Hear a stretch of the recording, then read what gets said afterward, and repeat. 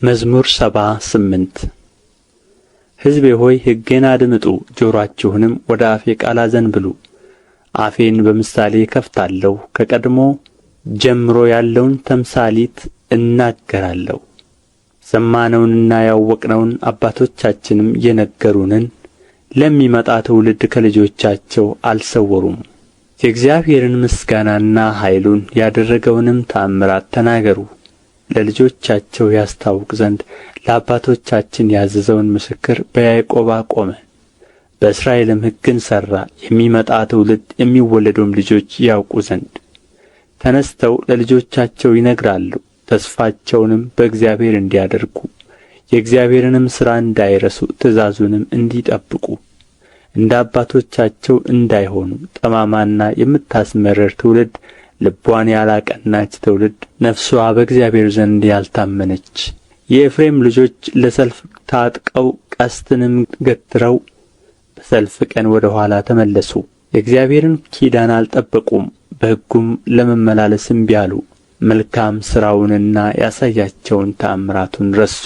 በግብጽ አገር በጣኔዎስ በረሃ በአባቶቻቸው ፊት የሠራውን ተአምራት። ባሕርን ከፍሎ አሳለፋቸው፣ ውኆችን እንደ ክምር አቆመ። ቀን በደመና መራቸው፣ ሌሊቱንም ሁሉ በእሳት ብርሃን።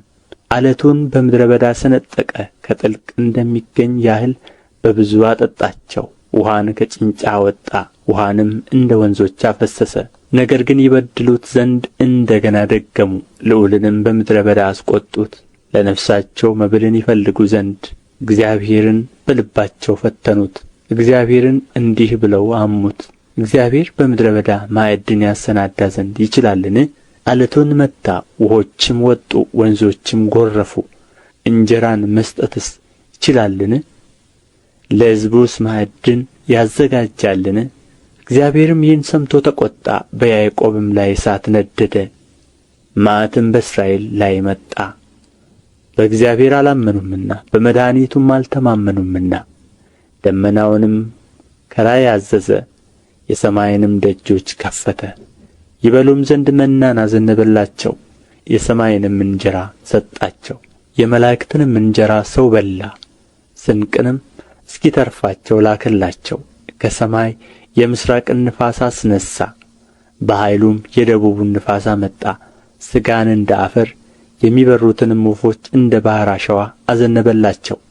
በሰፈራቸው መካከል በድንኳናቸውም ዙሪያ ወደቀ። በሉ እጅግም ጠገቡ፣ ምኞታቸውንም ሰጣቸው። ከወደዱትም አላሳጣቸውም። መብላቸውም ገና በአፋቸው ሳለ የእግዚአብሔር ቍጣ በላያቸው መጣ፣ ከእነርሱም ከፍ ያሉትን ገደለ። የእስራኤልንም ምርጦች አሰናከለ። ከዚህም ሁሉ ጋር እንደ ገና በደሉ፣ ተአምራቱንም አላመኑም። ቀኖቻቸውም በከንቱ አለቁ፣ ዓመቶቻቸውም በችኰላ። በገደላቸውም ጊዜ ወዲያው ፈለጉት፣ ተመለሱ፣ ወደ እግዚአብሔርም ገሰገሱ። ረዳታቸውም እግዚአብሔር መድኃኒታቸውም ልዑል አምላክ እንደሆነ አሰቡ። በአፋቸው ብቻ ወደዱት፣ በአንደበታቸው ዋሹበት። ልባቸውም ከእርሱ ጋር አልቀናም፣ በቃል ኪዳኑም አልተማመኑትም። እርሱ ግን መሐሪ ነው፣ ኃጢአታቸውንም ይቅር አላቸው፣ አላጠፋቸውምም። ቍጣውንም መመለስ አበዛ፣ መዓቱንም ሁሉ አላቃጠለም። ወጥቶ የማይመለስ መንፈስ ሥጋም እንደሆኑ አሰበ። በምድረ በዳ ምን ያህል አስቈጡት፣ በበረሃም አሳዘኑት። ተመለሱ፣ እግዚአብሔርንም ፈተኑት፣ የእስራኤልንም ቅዱስ አሳዘኑት። እነርሱም እጁን አላሰቡም። ከጠላቶቻቸው እጅ ያዳነበትን ቀን፣ በግብጽ ያደረገውን ተአምራቱን፣ በጣኔዎስም በረሃ ያደረገውን ድንቁን። ወንዞቻቸውንም ወደ ደም ለወጠ፣ ምንጮቻቸውን ደግሞ እንዳይጠጡ። ዝንቦችንም በላያቸው ሰደደባቸው፣ በሉአቸውም። በጓጉንቸርም አጠፋቸው። ፍሬያቸውን ለኩብኩባ ሥራቸውንም ለአንበጣ ሰጠ። ወይናቸውን በበረዶ በለሳቸውንም በአመዳይ አጠፋ። እንስሶቻቸውን ለበረዶ ሀብታቸውንም ለእሳት ሰጠ። የመዓቱን መቅሰፍት በላያቸው ሰደደ፣ መቅሰፍትን መዓትንም መከራንም በክፉዎች መላእክት ሰደደ። ለቍጣው መንገድን ጠረገ፣ ነፍሳቸውንም ከሞት አላዳናትም። እንስሶቻቸውንም በሞት ውስጥ ዘጋ፣ በኵሮቻቸውን ሁሉ በግብጽ የድካማቸውንም መጀመሪያ በካም ድንኳኖች ገደለ። ሕዝቡን ግን እንደ በጎች አሰማራቸው፣ እንደ መንጋም በምድረ በዳ መራቸው። በተስፋም መራቸው፣ አልፈሩምም። ጠላቶቻቸውንም በባሕር ደፈናቸው፣ ወደ መቅደሱም ተራራ አገባቸው። ቀኙ ወደ ፈጠረችው ወደዚህች ተራራ ከፊታቸውም አሕዛብን አባረረ። ርስቱንም በገመድ አካፈላቸው፣ የእስራኤልንም ወገኖች በቤታቸው አኖረ።